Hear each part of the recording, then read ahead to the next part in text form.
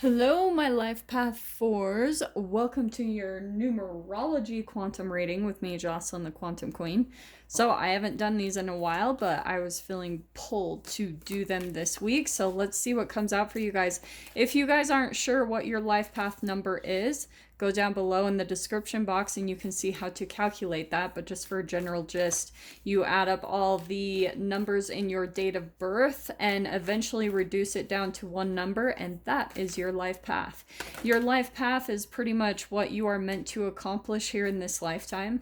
It's what you are set out to do. Sometimes it can be kind of connected and correlated to your career, so which is always really good. So let me get through my normal intro. This if you guys would like to book a one-on-one reading with me, you can find my information down below in the description box. And thank you so much for liking, subscribing, and thank you for all the good karma donations. I appreciate it so much. Okay, so life path 4s. Oh, I love this. Okay. Do you know what's interesting? I think what's happening, what's actually popping out to me right now is life path 4s are always very logical to me.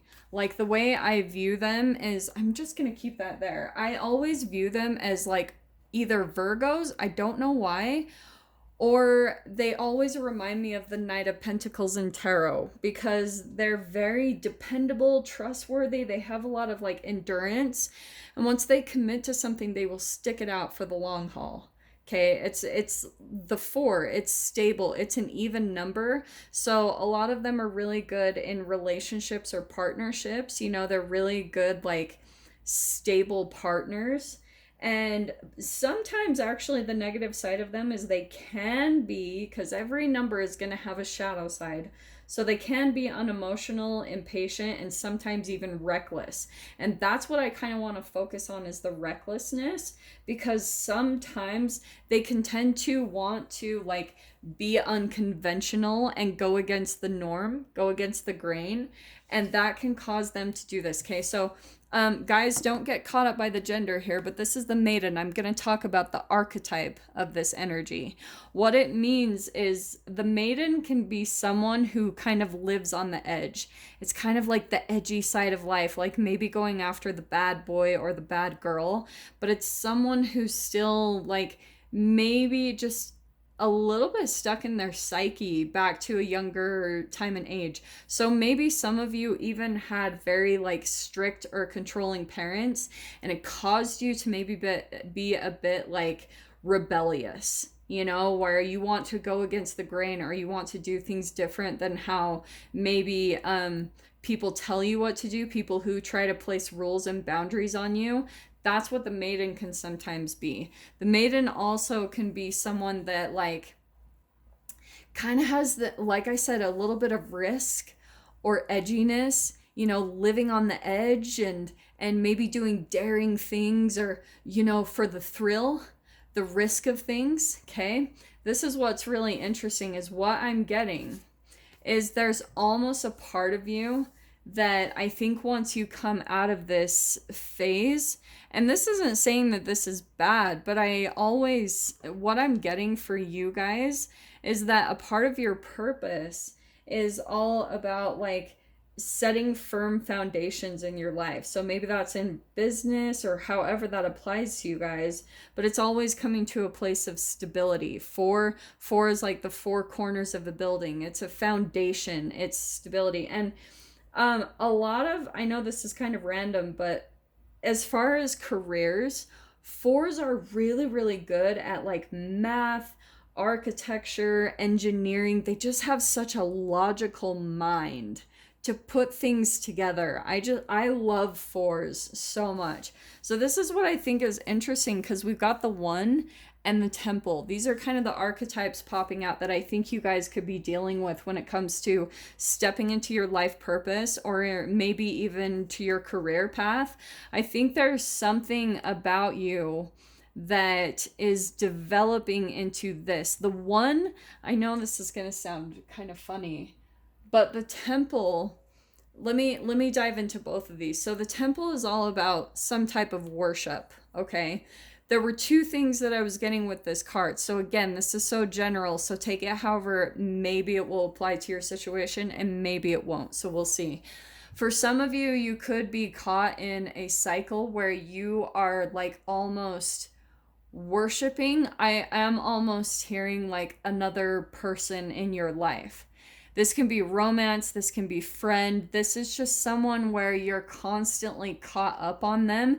And that's why I feel like there's kind of this blending and you might be even saying, whenever this card comes out, I'm always like hesitant to say it because I'm sure someone's going to be like, no, Jocelyn, I don't worship anyone, because that doesn't normally come across as a 4 to me. But you have the shadow, you have the way you were up, raised, that's gonna kind of trump a lot of things. So that's why I feel like as you guys are stepping into your life purpose and really coming into realization what that is, that's what's so cool, is ending up with the 1. This is where you're in full union with what you're meant to do. So this is, I think, the process that you guys are going through. So let me get a little bit more clarification. I'm so excited. I haven't used these in a long time, but I'm going to go ahead and dive into the Brian Froud's Faeries Oracle to see what else we can get, what's going on for you guys in this process, okay? Well, that's awesome. This is literally like the 3rd time this has come out. It's undressing of a salad. It's achieving the impossible. But what I think is happening right now is you guys are juggling a lot in your current situation, which is maybe making it a little bit difficult for you to step into maybe truly what you're wanting to do. And like I said, it could be like your life purpose. So maybe you guys are reaching toward a dream that's really going to bring a lot of stability and groundedness. But right now, with everything that you're juggling, it might be that you don't really see that as being realistic, because you're going to have to make a jump, okay? We'll see what cards come out, but it's feeling a little bit like a leap of faith, okay? And I think why the Maiden was coming out, because some of you might be kind of stuck in a phase where, oh, this is what I was going to say previously. If you guys have read the book The Alchemist by Paulo Coelho, he talks about how as you're on your path, really like discovering yourself and your purpose in life, everyone has like a very specific and divine purpose that they're out to accomplish and pursue, like some type of treasure that they're chasing after in their life. And sometimes you can have distractions come in your life, such as love and all these different things. And that's kind of what I'm getting is happening for you guys with that Maiden card. I think that you guys are kind of caught up on, I'm getting like a unicorn, that there's someone that maybe left you that you had a lot of hopes it would work out with, and maybe they're currently not in your life, and you're still kind of caught up on this person that it was, and it feels a little bit illusion-ish, okay? So this is interesting. So we've got Mike the Mayamancer and the Bright Mother, okay? I love this. So I think what's happening for you, Life Path 4s, you could be, this is all about contracts, and like, it's, like crossing the T's, dotting the I's. It's all about like a really fine attention to details as you're committing to things. And that's what I think is kind of happening, which is really surprising, because I think deep down you're wanting stability and commitment. But I think that currently you're feeling out of place when it comes to maybe like your purpose. There's something out of place in your life. So with the undressing of a salad, remember how I was saying it's kind of feeling like juggling? I think that it's actually preventing you from truly committing to something. And I think it might be your life purpose. For some of you, I think it's also because with the Bright Mother, it could be someone else in your life that, like I was saying, you kind of is influencing you, and for some reason she's coming out very like sexual to me, okay? I love her energy, like she's a very nurturing, right? It's the Bright Mother, but the other side of this card can be kind of like codependency, because the shadow side of a mother can be where she's very emotionally dependent on her children. So maybe there's someone in your life path 4s, where you are maybe very, very like emotionally dependent on. But what's really cool is I feel like once you kind of like really find that thing that you're looking for, you come into that thing, the thing that's meant for you. This is where you're going to start to feel like you can achieve the impossible in your life, which is really going to set roots. It's going to put you down, not put you down, but it's really going to make you commit contracts. It's like commitment. I am all in. And with that is going to bring a lot of nurturing in your life. And for some of you, this is what's so cool. This is the connection. You see how there's that little child right there? That's you transforming the maiden into up-leveling, right? Into the bright mother, which is funny because in the archetype deck, the maiden is the first step process in a development of archetypes, and it goes the maiden, the mother, and the crone. So look at how I was talking about the maiden is more of like this childlike, naive, kind of gullible energy into this, like you're stepping into this motherly type of role, which is really awesome. And look at that. So the next card out is the Sage. This is where for some of you, you probably have a lot of deep wisdom from what you've been through in your life.